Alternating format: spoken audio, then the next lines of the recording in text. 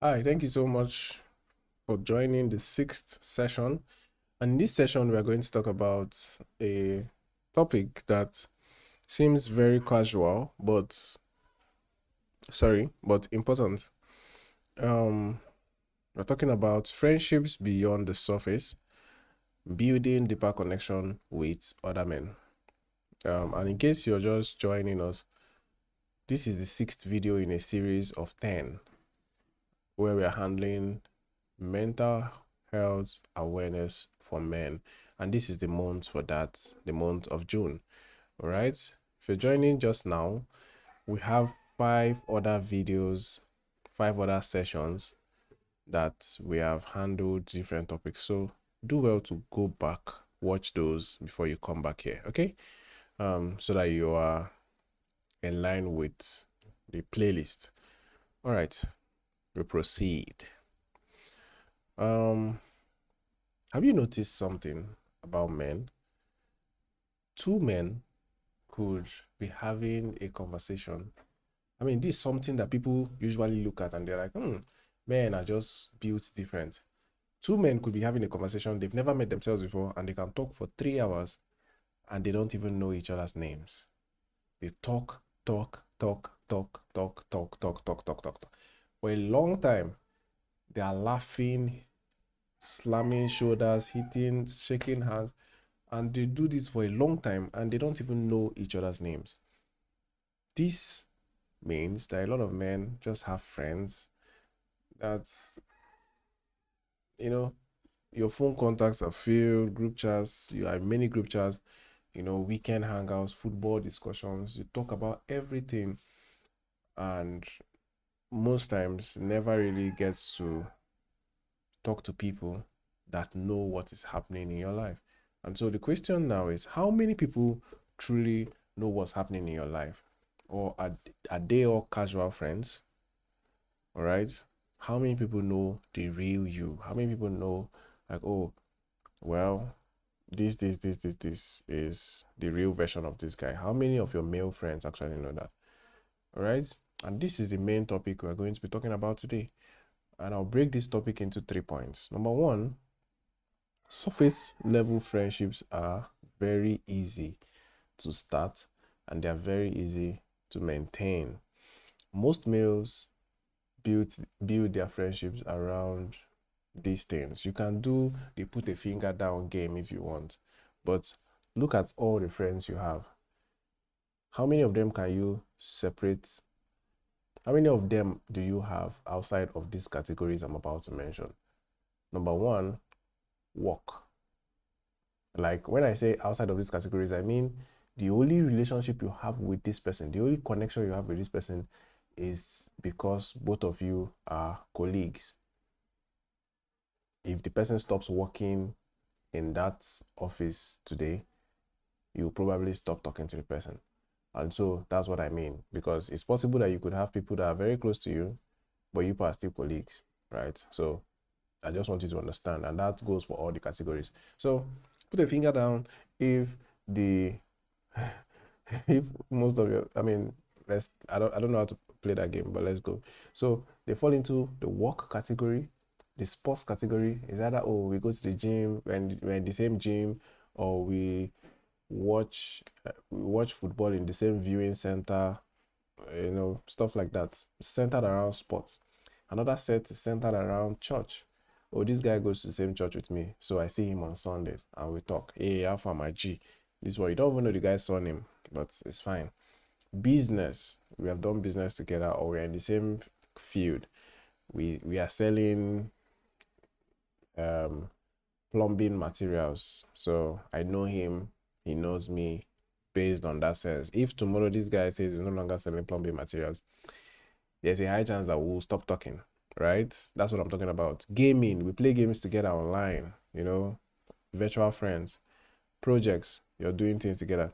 And there's nothing wrong with all of this, right? But what I'm saying is that sometimes a long time is going to pass, years, months, and the friendship never goes beyond these activities that I've just mentioned.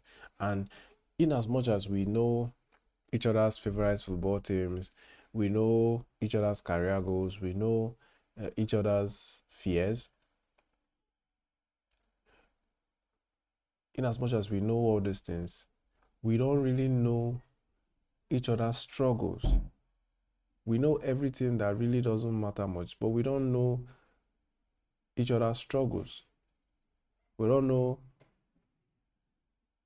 the real fears that this guy is having aside these other things that have been mentioned at work and all this other stuff. All right. And we don't know when somebody is quietly falling apart, because men are masters of disguise. I said this in the first video. Men over time have learned how to absorb pain and still look like everything is okay. All right. A friendship can be active and still not deep. You could be talking to somebody every day, and friendship will still not be deep. All right. So take note of that. The second point I want to mention is men often talk side by side, but not heart to heart. And it's very easy to find men comfortable discussing politics, sports, business, technology, current events. But when the conversation begins to shift to emotions, when the conversation begins to go towards issues surrounding well-being for men, it becomes uncomfortable. People start saying things like, I'm gonna leave that thing, not be waiting, we'll go begin talk today. Leave that thing. I beg, say at the end of the day, man na man. And so vulnerability is risky for men generally, because at every point in time the guy is thinking, what if they judge me? What if they misunderstand me? What if people see me differently? But meaningful friendships require some certain level of honesty. It's not in oversharing, it's not telling everyone everything, but at least allowing trusted people to know the real you. I have friends today that I can call and say, Omo, look at what's happening. And I can tell them just the way it is. Number one, I know that they're not going to, even if they are going to judge me, right?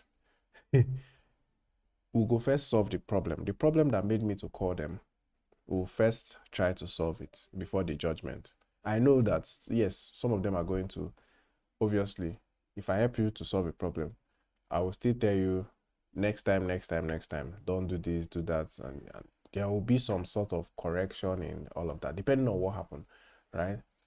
But you need friends that are there to look out for you, people that you can be honest with. And I'm talking about men now. You need people that you can be honest with. Because if you don't get to the point where you're honest with anybody, then you really spend a long time absorbing a lot of things that you shouldn't be absorbing. And of course, the third one I want to mention is that deep friendships protect mental health.